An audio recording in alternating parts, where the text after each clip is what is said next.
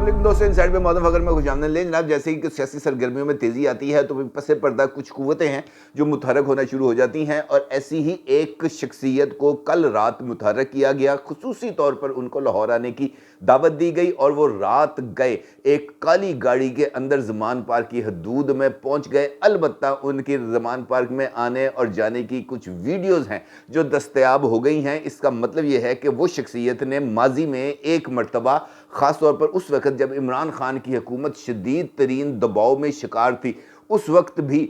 इसी शख्सियत ने दरमियान में आके एक रोल प्ले किया था और उसके नतीजे में इमरान खान की हुकूमत को सुख का सांस मिला था, उनके ऊपर दबाव हटा था। अब अगर मौजूदा हालात को देखा जाए तो उस शख्सियत का खुसूसी तौर पर लाहौर आना और सियासी तस्वीरों के अंदर हिस्सा डालना इस बात की तरफ इशारा कर रहा है कि जनाब ये जो सिचुएशन डेवलप हुई थी 9 मई से लेकर 12 मई के दरमियान, इसके ऊपर जो क्रैकडाउन जारी है इस वक्त पाकिस्तान तहरीके इंसाफ के कारकुनों के ऊपर, और पाकिस्तान तहरीके इंसाफ की लीडरशिप भी अब जो है वो इन तमाम जो लोग हैं, जो इन कारकुनान हैं, उनसे फासला इख्तियार करती जा रही है। और इमरान खान भी अपना जो एक अग्रेसिव नैरेटिव है उससे थोड़ा सा उन्होंने भी फासला इख्तियार किया। ऑल्दो उन्होंने अपने इस अग्रेसिव बयानिए से अभी तक इजहार लाताल्लुकी नहीं किया, तो इससे कुछ इस सिमत की तरफ इशारा मिल रहा है कि बैक चैनल पे कुछ जो राब्ते हैं वो कुछ तेज़ हुए हैं, या ख़ास तौर पर वो लोग जिनमें इमरान खान की मोहब्बत अभी तक मौजूद है, वो दोनों तरफ यानी इमरान खान की जमात में भी और इस्टेब्लिशमेंट के दरमियान जो इस वक्त तक तफरीक आ चुकी है, जो फासले आ चुके हैं, या वो नापसंदीदगी का जो अंसर है वो जो है वो बढ़ गया है, उसको किसी न किसी लेवल तक नीचे लाने के लिए कुछ रोल प्ले कर रहे हैं। आप यकीनी तौर पर जानना चाहेंगे कि वो शख्सियत कौन थी जो आई है खुसूसी तौर पर ज़मान पार्क, और क्या जो है उस शख्सियत के आने के बाद या उसके मुतहरक होने के बाद इस्टेब्लिशमेंट के दिल में इमरान खान की को मोहब्बत जो सोई हुई है वो दोबारा जाग सकती है। इंपॉर्टेंट सवाल है, इस सवाल का जायज़ा लेना है, लेकिन इस सवाल का जायज़ा लेने से पहले एक गैर मुल्की चैनल है जिसको इमरान खान साहब ने इंटरव्यू दिया, जिसकी तस्वीर आप इस वक्त अपनी स्क्रीन पर भी देख सकते हैं, उसका जायज़ा लेना बहुत ही ज़्यादा ज़रूरी है। क्योंकि ये जो डेवलपमेंट है, अगर हम इसको उस इंटरव्यू के साथ जो इमरान खान ने बात की है उसके साथ रख कर जोड़े तो कुछ ज़रा पिक्चर क्लियर होती है। अब इमरान खान ने क्या कहा? इमरान खान ने बरतानवी चैनल को इंटरव्यू देते हुए इस बात का इजहार किया कि जो मौजूदा चीफ जस्टिस हैं पाकिस्तान के, यानी उमर अताब बंदयाल साहब, वो अगले 3 हफ्तों के दौरान इलेक्शंस भी कराएंगे और मौजूदा हुकूमत को घर भी भेजेंगे। और इमरान खान साहब ने उस इंटरव्यू के अंदर, जिसका स्क्रीनशॉट आप अपनी स्क्रीन पर देख सकते हैं, में वाज़ेह तौर पर इस बात का इजहार किया कि जनाब 2 हफ्ते के बाद सिचुएशन में तब्दीली आ जाएगी, और उन्होंने इस तब्दीली के लिए चीफ जस्टिस ऑफ पाकिस्तान का कंधा इस्तेमाल करने का ऐलान किया है। इसका मतलब ये है कि इमरान खान साहब को किसी न किसी लेवल पर इस बात की यकीन दहानी है, या उनके साथ किसी न किसी लेवल के ऊपर इस हवाले से रब्ता किया गया है, चाहे वो चीफ जस्टिस ऑफ पाकिस्तान और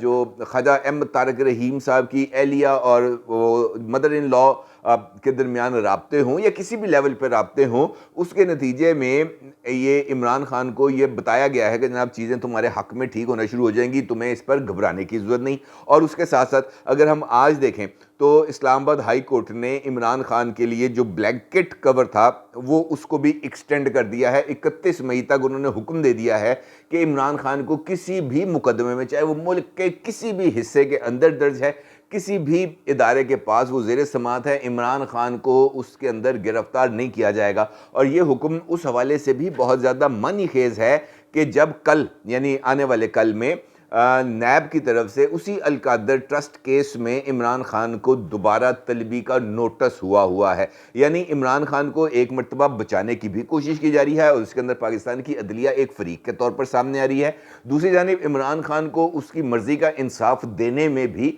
अदलिया जो है वो अपना रोल बहुत ही ज़्यादा, जिसे हम कह सकते हैं, दिल जमई के साथ वो रोल प्ले कर रही है, और वो कोशिश कर रही है कि इमरान खान साहब का बाल भी बाका नहीं होना चाहिए, उन्होंने पाकिस्तान की सियासत के अंदर मौजूद भी रहना चाहिए। और इसी दौरान जो पाकिस्तान की अशराफिया है उससे वाबस्ता लोग भी इमरान खान के साथ इस वक्त राब्ते में आ रहे हैं, और वो आधी आधी रात को जो है वो गाड़ियों के अंदर, बड़ी बड़ी वो जो है महंगी महंगी गाड़ियों के अंदर जो है वो इमरान खान साहब से मिलने उनके घरों में जाते हैं। और उससे अंदाज़ा ये देने की कोशिश की जा रही है कि जनाब पाकिस्तान का सिस्टम अभी भी इमरान खान के हाथों में मौजूद है, जबकि जो पाकिस्तान का ताकतवर इदारा है यानी पाकिस्तान की इस्टेब्लिशमेंट, वो अपने इजलासों के अंदर इस बात का इशारा देती है कि जनाब इमरान खान और उनकी जमात से ताल्लुक़ रखने वाले अफराद जिन्होंने 9 मई को हंगामा आराई की थी, उनके खिलाफ ऑफिशियल सीक्रेट एक्ट के तहत भी कार्रवाई होगी और उनके खिलाफ आर्मी एक्ट के तहत भी कार्रवाई होगी। और उसके बाद जो कौमी सलामती कमेटी है वो अपने इजलास में भी इसी फैसले की तायीद करती है और ये कहती पाई जाती है कि जनाब ये जो शरपसंद हैं इनसे निपटा भी जाएगा। और उसके बाद जब ये फैसले सामने आते हैं, कुछ मुकदमात भी, 2 मुकदमात अब तक ऐसे हैं जो आर्मी एक्ट के तहत दर्ज किए जा चुके हैं और दोनों मुकदमात में इमरान खान साहब उसमें अब मुल्ज़म के तौर पर नामजद भी हैं। तो इसका मतलब यह है कि ये कैरेट एंड स्टिक, मेरा ये ख्याल है कि ये कैरेट एंड स्टिक की पॉलिसी है जो अब आगे बढ़ी है। अब इस पर ज़रा जो तफसील है उसके ऊपर बात करने की ज़रूरत है कि वो शख्सियत जिसके बारे में मैंने आपके साथ जिक्र किया था वो कौन है। तो जनाब वो शख्सियत जिसने इमरान खान साहब के साथ ज़मान पार्क में आकर मुलाकात की है वो कराची की एक बहुत बड़ी कारोबारी शख्सियत है और जो स्टॉक मार्केट है आप ये समझें कि वो स्टॉक मार्केट का बादशाह है, यानी AKD अब्दुल करीम डैडी साहब। और अब्दुल करीम डैडी साहब अगर लाहौर आते हैं रात के टाइम पे खुसूसी तौर पर आते हैं और वो ज़मान पार्क में आते हैं, ज़मान पार्क में आकर इमरान खान साहब से मिलते हैं और ये जो उनकी मुलाकातें हैं ये एक जानिब कोर कमांडर्स के गैर मामूली इजलास के बाद होती है और उसी दिन होती है जिस दिन कौमी सलामती कमेटी की मीटिंग होती है और वहाँ पर भी आर्मी एक्ट के तहत इमरान खान के ख़िलाफ़ या इमरान खान की जमात के ख़िलाफ़ कार्रवाई की बात होती है। तो इस बात से ये मतलब निकालना बहुत ही ज़्यादा आसान हो जाता है कि सिस्टम के अंदर जो मौजूद कुछ लोग हैं वो इस वक्त भी इमरान खान को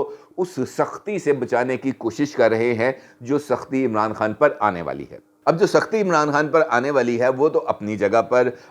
उसकी हकीकत से इनकार मुमकिन नहीं है, लेकिन ये सवाल है कि जनाब अब्दुल करीम डैडी साहब को अचानक इस मामले में कूदने की ज़रूरत क्यों पेश आई। और अगर आपने इस बात का जायज़ा लेना है तो पहले आपको अब्दुल करीम डैडी साहब के माजी के ऊपर भी या उस मिसाल के ऊपर भी या उस वाक़े के ऊपर भी आपको नज़र दौड़ाना पड़ेगी कि जब इमरान खान की हुकूमत शदीद तरीन दबाव का शिकार थी उस वक्त भी ये अब्दुल करीम डैडी साहब और मुफ्ती मुनीबुर रहमान साहब और वो सैलानी ट्रस्ट वाले, उनका नाम मेरे ज़हन से निकल गया है, वो 3 का टोला था जिसने इमरान खान को बेल आउट किया था। और बेल आउट किससे किया था? तहरीक लब्बैक पाकिस्तान से। और मुकाम कौन सा था? वज़ीराबाद का ही मुकाम था जहाँ पर तहरीक लब्बैक पाकिस्तान धरना देकर बैठी हुई थी और इमरान खान साहब उनके साथ किसी भी सूरत कोई भी डील करने के लिए तैयार नहीं थे। और यही वो 3 अफराद थे जो खुसूसी तौर पर कराची से आए थे और जाकर उन्होंने आर्मी हाउस के अंदर उस वक्त के chief of army staff general Qamar Javed Bajwa साहब के साथ ना सिर्फ एक मुलाकात की थी बल्कि एक एग्रीमेंट तय पाया था और वो एग्रीमेंट सील बंद था। वो एग्रीमेंट भी सील बंद था और उसके बारे में ये बताया गया था कि जनाब ये अभी तो हम इसकी टर्म्स एंड कंडीशंस को जो है वो पब्लिक नहीं कर सकते, लेकिन किसी मुनासिब वक्त पर इसको पब्लिक किया जाएगा। लेकिन वो मुनासिब वक्त कब आएगा ये इसके बारे में जो है वो कोई इजहार ख्याल नहीं किया गया, तो वो मुनासिब वक्त अभी तक नहीं आया। अब अगर AKD दोबारा मुतहरक हुए हैं तो ये यकीनी तौर पर इमरान खान की मोहब्बत में ही मुतहरक हुए हैं। और ये बात भी तय है कि AKD की कबूलियत भी बहुत ज़्यादा पाई जाती है रावलपिंडी में और आर्मी हाउस में। अब अगर एक ऐसा शख्सियत जो इमरान खान से भी कुर्बत रखती है और पाकिस्तान की इस्टेब्लिशमेंट से भी कुर्बत रखती है, अब अगर वो मैदान में आई है इमरान खान को सेव करने के लिए, तो फिर ये इम्पॉर्टेंट सवाल ये बनता है कि क्या इमरान खान जो हैं वो 9 मई के वाक़यात से इजहार लाताल्लुकी करेंगे और क्या वो तमाम लोग जो 9 मई के वाक़यात में मुलव्वस थे, चाहे वो इमरान खान के घर के अफराद हसन नियाज़ी ही क्यों ना हों, क्या इमरान खान उनके ख़िलाफ़ आर्मी एक्ट के तहत मुकदमा दर्ज कराने के लिए उनको पाकिस्तान की सिक्योरिटी इस्टेब्लिशमेंट के हवाले करेंगे? मेरा जवाब तो इसमें ना है, क्योंकि इसके अंदर इमरान खान जो है वो झुकते हुए नज़र आएंगे और इमरान खान ने अपना जो पोस्चर है वो इस हद तक बनाया हुआ है कि जनाब ये बंदा किसी के आगे झुकता नहीं है। तो इसका मतलब ये है कि इमरान खान कम से कम इन टर्म्स एंड कंडीशंस के ऊपर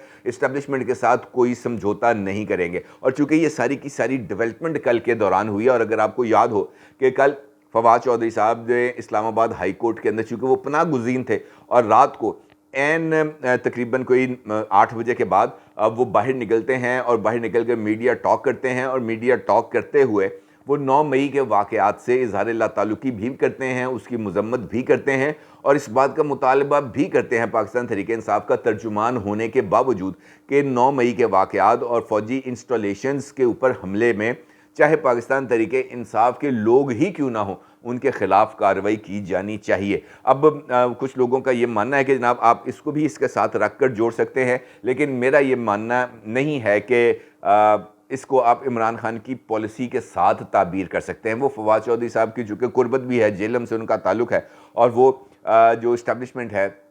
माजी में भी उनके करीब रह चुके हैं और अब भी वो उनके करीब हैं, लेकिन इमरान खान मेरा नहीं ख्याल कि अभी वो फौरी तौर पर अपनी इस स्टेटेड पोजीशन से किसी तौर पर पीछे हटेंगे, क्योंकि इसका इशारा उन्होंने नहीं दिया। कल जो उन्होंने वीडियो बयान जो उनका आया था जिसके अंदर उन्होंने चंगेज़ खान की मिसाल दी थी और उन्होंने कहा था कि जनाब चंगेज़ खान जब किसी पर हमला करता था तो वहाँ पर वो लाशें बिछा देता था, खौफ की हुकूमत कायम करता था और कुछ जो बूढ़े कमज़ोर लोग थे उनको ज़िंदगी मिल जाती थी, और लेकिन उनको ये हुक्म दिया जाता था कि जनाब आप पूरे मुल्क में फैल जाएं, जहाँ जहाँ पर दूर दराज इलाकों में जाएं और चंगेज़ खान की जुल्म और बर्बरियत के बारे में लोगों को आगाह करें ताकि उसकी खौफ की हुकूमत कायम रहे। और इमरान खान ने इस वक्त चंगेज़ खान को जो ताबीर किया था वो पाकिस्तान की इस्टेब्लिशमेंट को ताबीर किया था, और ये जो इस वक्त क्रैकडाउन हो रहा है इसी क्रैकडाउन को इमरान खान ने जुल्म से ताबीर किया। और फिर उन्होंने इस बात का भी इजहार किया कि एक मरतबा फिर आपको एहतजाज की कॉल दी जाएगी, आपने एक मरतबा फिर सड़कों पर निकलना है। और फिर इमरान खान ने कल इस बात का भी इजहार किया कि वो मुरीद के में एक जलसा आम से खिताब करने जा रहे हैं, और फिर उन्होंने इस बात का भी इजहार किया कि वो उसके अंदर कुछ इंपॉर्टेंट अनाउंसमेंट करने जा रहे हैं। तो इसका मतलब ये है कि अभी भी इमरान खान साहब को जो इशारे मिल रहे हैं, इमरान खान साहब उन इशारों को समझने से कासिर थे, क्योंकि अगर वो इशारे समझ आते, अली जैदी का इशारा समझ आते, महमूद मौलवी साहब का इशारा समझ आते, सिंध में बनने वाली जो वो है फॉरवर्ड ब्लॉक, अगर वो उसका इशारा समझ जाते तो इमरान खान साहब को इतनी हार्ड लाइन्स लेने की ज़रूरत नहीं थी। और शायद यही जो फ्यूचर है उस फ्यूचर के बारे में इमरान खान को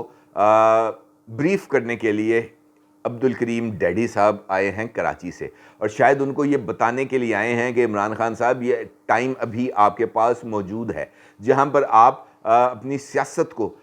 बचा सकते हैं, अपनी सियासत को महफूज कर सकते हैं और अपनी पॉलिटिकल पोजीशन को किसी न किसी वक्त रीगेन कर सकते हैं, अगर आप इस वक्त अपनी स्टेटेड पोजीशन से थोड़ा सा एक कदम पीछे हटें, तब आपके लिए कुछ गुंजाइश मिल सकती है। अदरवाइज़ ये जो झलकियाँ आपको छोटी छोटी सी नज़र आई हैं कि